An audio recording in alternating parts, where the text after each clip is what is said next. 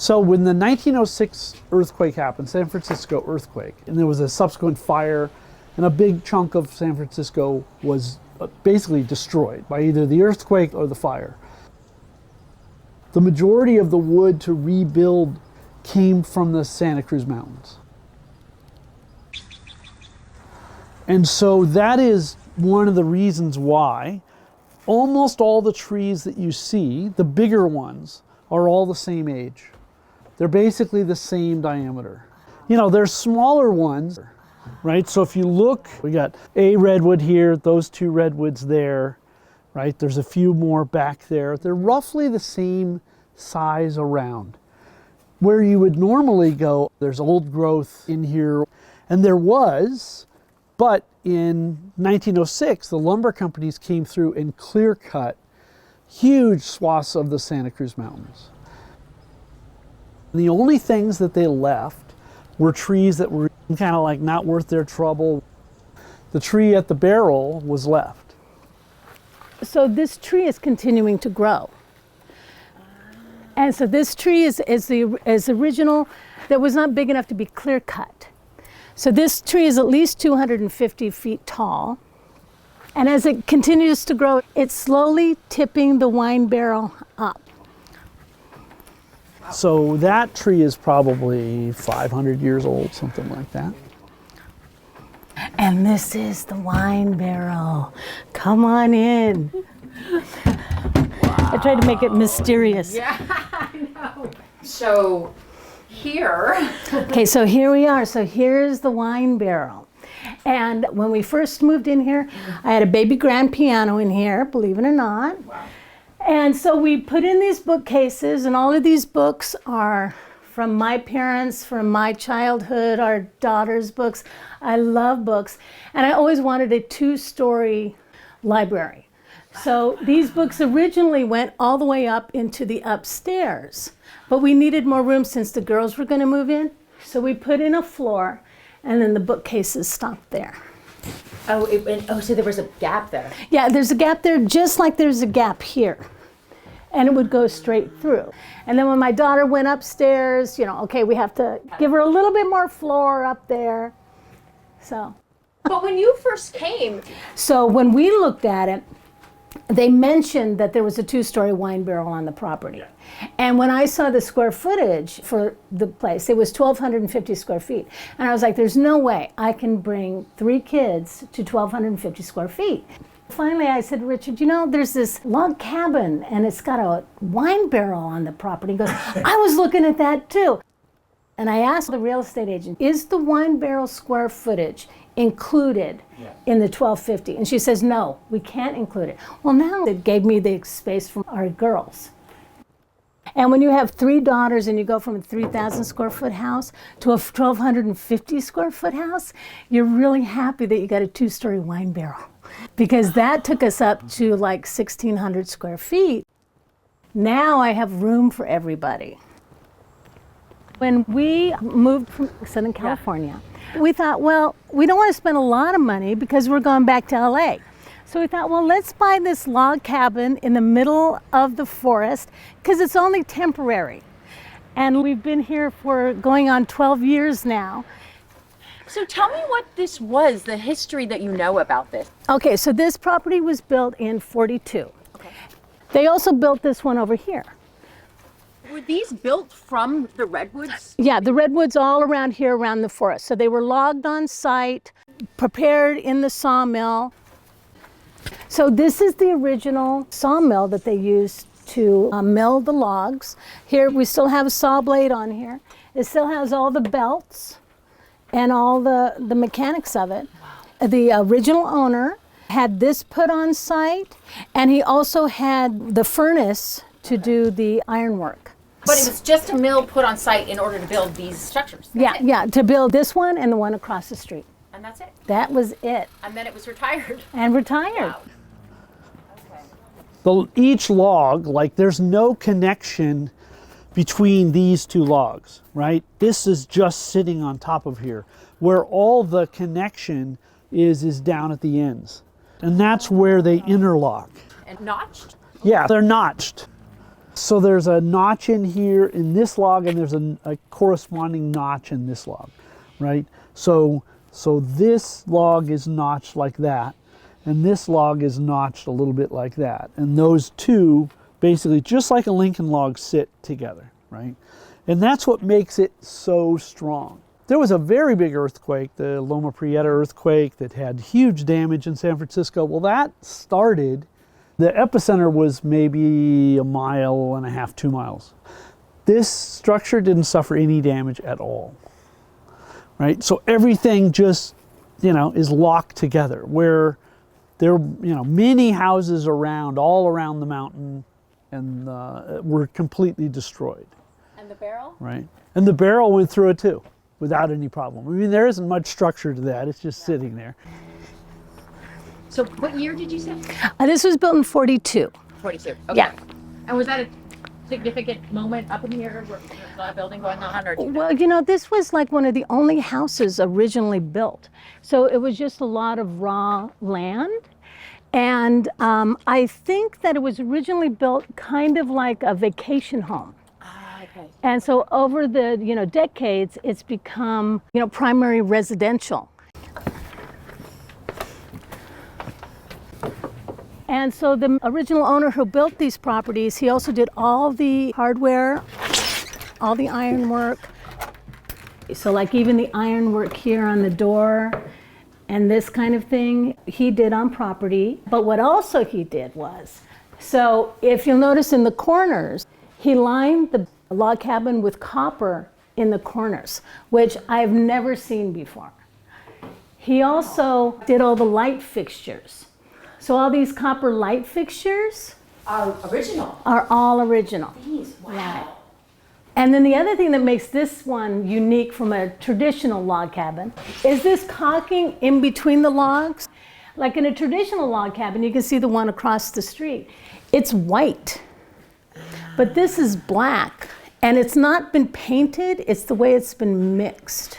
So not only does it look fabulous, I much prefer the blackness, is that it doesn't stand out. And we've never had to do anything to the logs as far as like maintenance. It's all, good to go since like 1942. So the way they would have done it is just cut down this many trees. Correct. They might have had a really long tree. Okay, yeah. And then they cut it, and the edges, they size them, and they just build it up. That home was built prior to this one. Okay. And that was, I think, where he was learning all the ways to do this house. Because that's a simpler construction. They did things like they didn't debark the logs. So those logs are all kind of furry. Outside you don't notice. Inside it's really weird. They also used white chinking in between the logs. It's like a grout between the logs, which is very typical. But you see, once they went to these, they debarked everything, they finished everything, and they used a black chinking. Much nicer look. He put in Dutch doors, which I love. For the kitchen. So, and then it opens up. And what I love, it's like, a bar. And then when the bar's closed, it's like, I'm good to go. And then the kitchen is all original. And that's either good or not good, depending on who you're talking to. Wow. And again, all of the hardware, all the drawer pulls, he did on property. So like this hardware, all of it original. And same with this. Mm-hmm. So you really have to appreciate the originalness of it. It's very consistent. There was probably a sense of weight of things, like with the quality, right? Right, because back in 42, this was like a very high-end vacation home. That's why it holds up when you want to move here permanently with 3 girls. Hi. Hi, this is Ivy. Hi. And that's where my husband has his office. And so this is into the inner sanctum. So, and then this is the master bedroom. Wow, so cozy. So this became a full-time home? Full-time home, right. So this is cozy for Yeah. 3 kids and yeah. Right. Well, you have to have imagination, that's for sure. You're kind of entombed in wood. Yes, you are, for sure. So you gotta love wood. Because like, for instance, like this is my husband built this in high school. So we're all about the wood. So what was the experience of your daughters growing up in here? When we first moved here, they were so young that in this loft here, I actually had 2 children's beds in the loft. My little sister's bed would be right here, like literally at the level.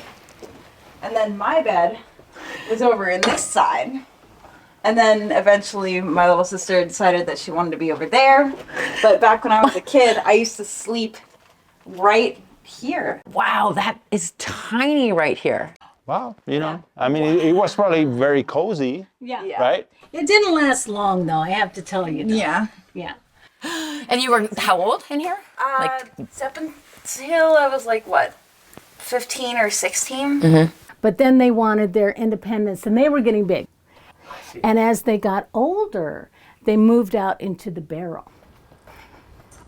So what was it? What we were told was that they had this 2-story wine barrel shipped over from Italy in '62. And they were going to use it for water storage because we're on wells. And when it came over, it never was used for water. It was converted immediately into living space.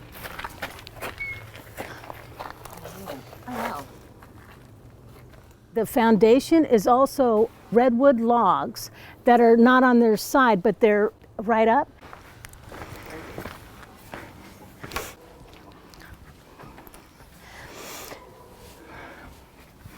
Everything that's in here was either from secondhand store, no retail in here. I even got some stuff free.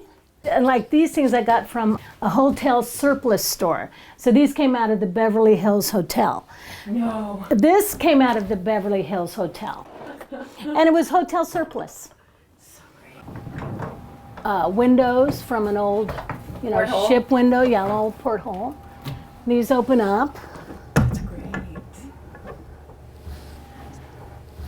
So the idea is just whimsy. Oh yeah. Yeah, Like, why not? You're in here and you're sort of in another world. exactly. Yeah. It's a pretty magic.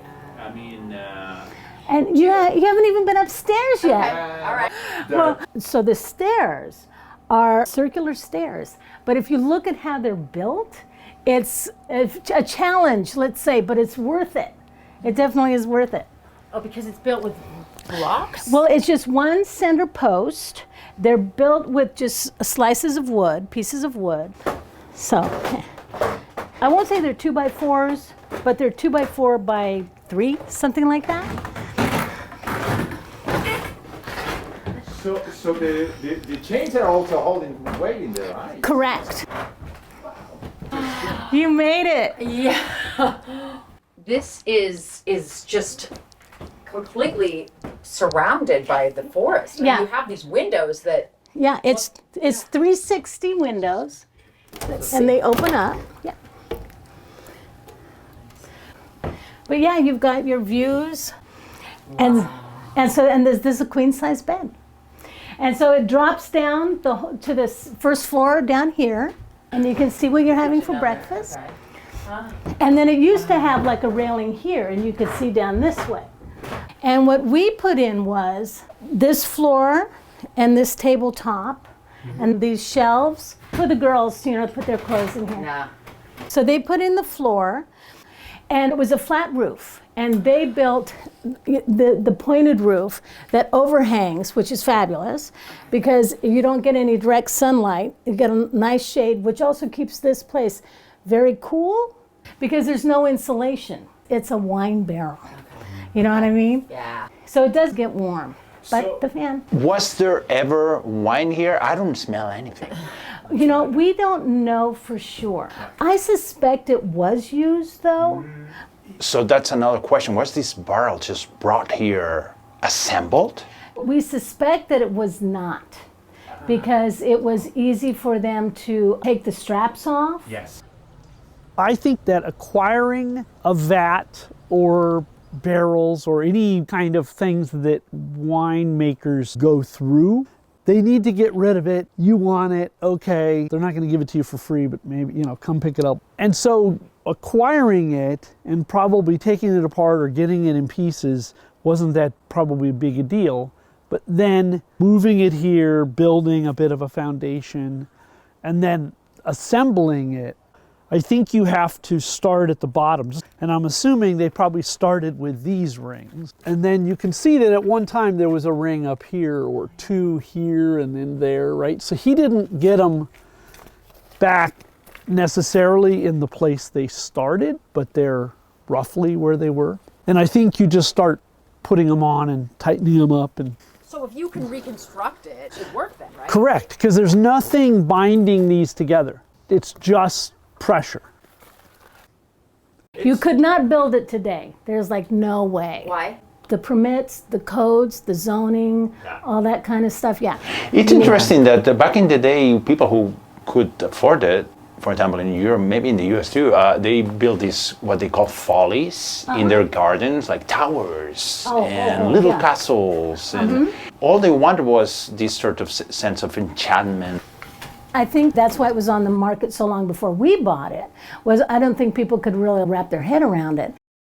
And come down this way, okay? Don't fall.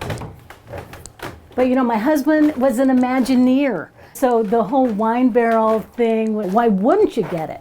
You really have to go down backward. Well, you can, the brave go down forward. So over here, you can see where the spigot is. They have a, like the plug for the wine. And you, Wow, that's an Alice in Wonderland type of... Exactly. I'll give you something to make you small enough to go through that. I'm like, don't guarantee what's on the other side. So this is typically where they would take the wine out. You drain it from here, and then you use that to probably get in and get out. I mean, in the old days, that would be your door, right? There would be no other door. Oh. Yeah. So is there much maintenance on it then, or is it really? No, virtually none. You know, no bugs. Bugs don't attack this. Weathers, Redwood, you know, right? it's redwood. Yeah. Oh, there's so much little detail to this house. So when we originally moved in and you turn on the heater, this up here, the light would turn on and you knew that the heater was on. I love that. Okay, now in the restroom, there's a his and a hers cabinet that he made. It's very vintage. Yeah. And then the other thing that he made, see if I can get it open. You've got your original scale. Every spot is touched. Yeah. So this is like apparently a technique. When you take good wood, apparently if you burn parts of it, it can help harden and strengthen it. And it looks like they actually didn't even use any nails on it. Really? Well, you know, the woodworker, the guy who originally owned it, like these decorative blocks here, they're just set in there. And like these pieces on the ends as well, they're just set in there. Look at this table. It's just like... It's a picnic table from outside. When we moved here, the picnic table was outside, and my dining room table was still in storage. So we just used that, and we've used it ever since. Character. It has character. Yeah, it really does. It works. And so the thing about the fireplace, it's a largemouth fireplace, and larger than normal. But it also has like a metal arm with a cauldron in there. So you know how they would like, you know, cook? You can cook in here. But the thing about the fireplace is that when the fire's going, it's got these intake here, air intake, and it's got an outtake here. So that's how you can really heat this room, is through the venting of the heat. With the fireplace, you'll see all these little knocks. Those are marking stones. So like when the Native American tribes that were in this area, So she's talking about these marks, they were used to create a path from one area of the forest to another area of the forest. And so the person who built this took all of those stones that were used for generations and made a fireplace with it. And although you don't see actually much evidence of the Native Americans that used to live in this area, these are just the tiniest of remains that they even like really lived in this area. Are you reading about it? Well, no, this is a book on Curtis, Edward Curtis, who is a yeah, photographer. Stover, yeah. And I have a Curtis. So this is my Curtis that I love. You mean it's an original? Oh yeah, It's an original Curtis. yeah. All right. And it's actually in this book. Oh, there she is. Here she is. This is the one that I've got. I always admired him because he documented these group of people that were being decimated because he could kind of like see where things were going for them. Wherever the big old growth was, that's usually where you'll wind up with a tree ring. The root systems of these things generally don't die. Even if you cut them off, the root system is still alive. There's an old growth here. And these notches, this is from the lumberjacks. So the board sticks in, and that's what they stand on to then cut it. The lumber companies, they burned the debris. So all the old stumps have fire damage. The trees are that far out because when you took this old growth and you kind of said, well, the root system and everything, by the time these trees could get clear of it, right, they had to be all the way out there. And it's also, to me, sad that they cut all these old growth trees. But it shows how resilient the forest is, right? These redwoods will come back.